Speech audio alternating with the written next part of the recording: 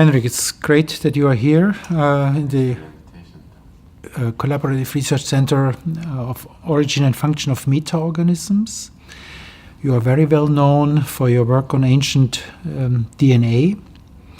Will your work allow us now to travel back in time to the evolutionary origin of metaorganisms? Well, that would be the hope. By having sort of temporally discrete isolates along that trajectory, that evolution, that coevolution between host and microbiota, I think would be critical for understanding key points in selection and coevolution of those life forms, and symbiosis and the idea of an early ancestral holobiont would be really fascinating to study. And I think, given the tremendous challenges, but yet the new methodologies, I think we have a tremendous potential for really going back in time. Can you tell us a little bit about the technical challenges? I mean, we are all studying host-microbe interactions or microbe-microbe interactions, but you are looking into fossilized forms, and so what are the particular challenges? I also remember that you are very careful about avoiding contaminations, and you developed an own school and textbooks on how to avoid contaminations with ancient DNA. What are the particular challenges? Well, I mean, there are many challenges, and the challenges, I think, increase exponentially as we start moving into microbial related, because the microbes are ubiquitous. I mean, human DNA is a problem in itself, but microbial DNA is really problematic, especially when you have organisms that are derived from ancestral organisms that are just laying in the sediment. And of course, there's a big influx of sedimentary DNA into fossilized remains. But the amazing thing is, despite extensive contamination issues, because of the degradation patterns that occur in ancient DNA, we can use some of those patterns to actually ensure authenticity. So recent immigrants into a bone or into a tooth actually can be sort of pulled out and subtracted from the background as background information from the actual true signature, which is there. And of course, different hard tissues or skeletonized tissue preserve very differently. So bones tend to be actually quite poor because they're hygroscopic. They absorb the organic molecules from the sediment. Teeth are better, enamel is less so that way, so it's really a better preservative agent. And even novel tissues that I spoke a bit about, so calcified urinary stones or abscesses, which have high calcium components, are very good for absorbing DNA and allowing sort of deep time preservation. So I think there's, despite extensive contamination issues and degradation issues, we can use those things actually in a way to our advantage. Can you give us an example of one of your exciting new findings where you put human remains in contact with microbes and then come to completely unexpected novel conclusions about the fate and the history of this human being? Yeah. So that we fell upon a very fascinating study of a female skeleton from Troy, living outside of Troy, about 1,000 years old.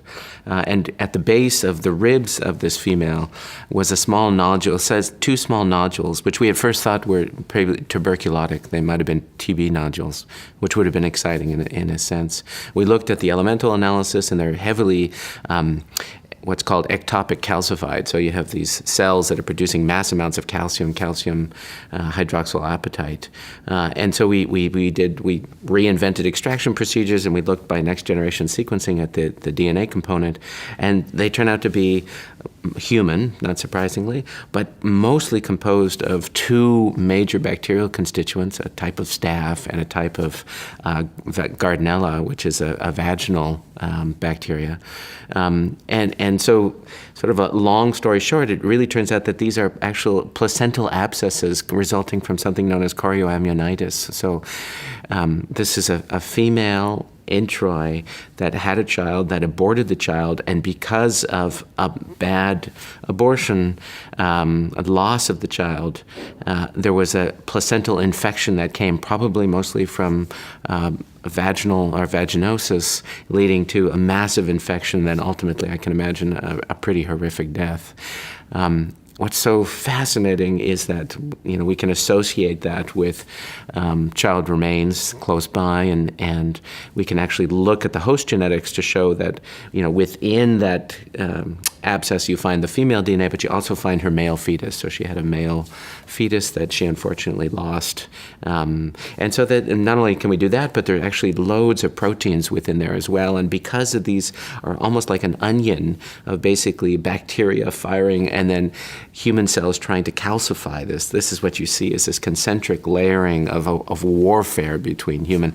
And so I think that this is a tremendous potential for really looking at host microbiome, metanome over deep time. So a fascinating uncovering of a human drama. A human drama. 800 years ago. 800 years ago, yeah. Written into tiny calcified nodules buried next to a female skeleton. And possible to uncover because of technological breakthrough in sequencing technologies, but also in preparation of the material. Preparation of the material, bioinformatic analysis of damage patterns. Yeah, fascinating. Yeah. So there seem to be quite a lot of commonalities between the old findings you are interested in and the recent the metaorganisms which we are studying.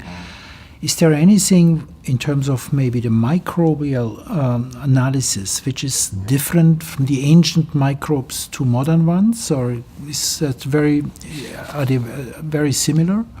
So far, I think we've found examples of both. So in some cases, you find things that are very, very similar. So for example, a lot of our studies on Yersinia pestis show very, very few changes. I think we're working very hard now to try and understand not just single changes in polymorphisms that might explain perhaps things like virulence. But I think what we're very interested in, of course, is the reorganization of the synteny of those chromosomes, of those genes, look very different than present-day ones, and so how that actually controls virulence and transmission is something to look at. But then we find clear examples of very, very different viruses, some of which I'll talk about later, and that. They're not existing anymore? Well, no. As far as we know? As far as we know, they're not. Yeah, which is not so. It might be that they just haven't been discovered currently, and it might be that there's a level of immunity, certainly within humans, that they basically have been sort of washed out, purified away. But in this case, I think it just shows the power of deep time metagenomics and looking at ancient samples. I think we have a tremendous amount to uncover. And even if we stop thinking anthropocentrically just about humans, if we think about key events in human evolutionary history and epidemiological transitions in agriculture and domestication events, the domestication not only clearly affected whatever was the domesticate, but it must have affected to some degree the microbiome that was domesticated as well. And so looking at that at those key points in history, I think are really significant and important. Yeah, I think this is what fascinates us also most, that at no point in history or in evolution you can separate what we call the host from the microbes. That is always an entity, and that's then the meta-organism. And if you think ahead a little bit, now technology is solid in terms of how to deal with it and to avoid contaminations. Technology is also getting better and better again. Where do you want to be in 5 years? Mm-hmm. Well, I think there's a couple different places. One is really pushing deeper time, I think, really to uncover some of these. What is the deepest time at the moment where you can really get solid information from? I think that the most convincing deep time genomic level information, which is really what we need to make some of these analyses, is about 1 million currently. 1 million years. 1 million years, which is not bad. Which is quite a lot. Which is quite a long time. And certainly within a bacterial trajectory, that's quite a few turnovers and quite a few events along the way to really interrogate. I think we can push back even further. It's quite clear that fossilization is fickle. It's not a time-biased entity. It's really geologically or environmentally controlled. So if you have a heavily calcified remain, you can go much probably deeper in time.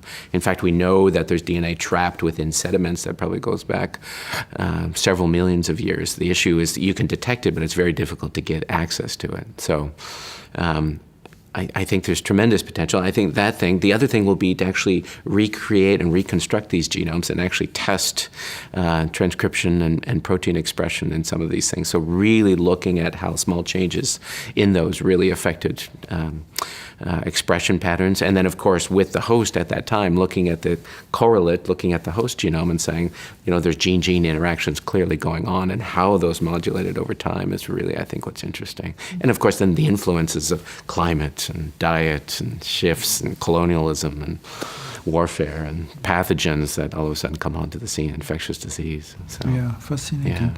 Yeah. Summing up and concluding, and this may be a few to the medical field. I mean, I know that you're also interested in ancient infectious diseases or in causes why populations died out. What can we learn today from the findings of old diseases and plagues? Is there a lesson which you can learn or which you want to tell us? I think so. I think it's always important to understand origins. I think without origins and understanding that from multiple contexts, not just a singular view of a narrow, say, a pathogen, which even some people say is wrong to think of them as pathogens. They're bacteria. They're all bacteria.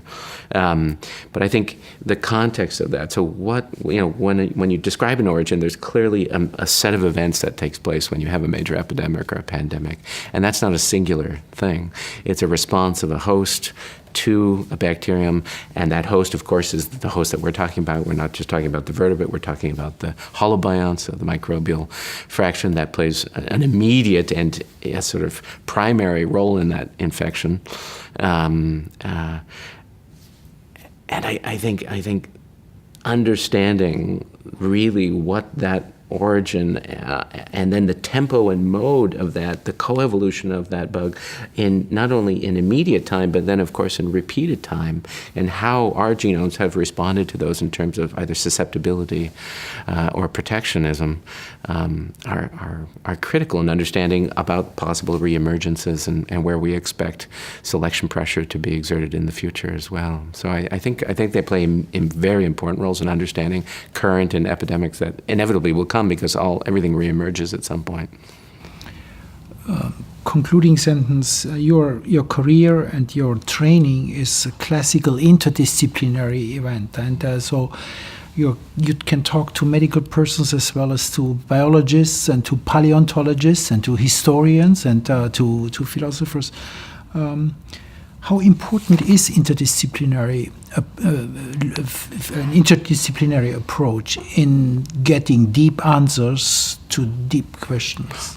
Critical. I'm 110% supportive of interdisciplinary research. I think that there's every scientist working in a particular area has, of course, a niche that they find a particular interest in. That is important for many different reasons. But I think really to understand the holobiont, it cannot come from a singular, and that doesn't matter whether it's just, the metaorganism or whether we're looking at the onset of a pandemic. It's the entire picture that's required, and that comes from disparate streams. And what I find so fascinating is each of these streams have different languages. So the key is, can you appreciate and understand and learn those languages? And so one of the critical things in my group is we have art historians, we have medievalists, we have geochemists, we have mathematical modelers, we have biochemists, biology students, and anthropology students, and they all are forced to sit in the same room, and they are to complete their PhD by the understanding of each other's language, because those, I think, will be the scientists of the future, is making all this data from all these disparate streams into a narrative that makes life understandable.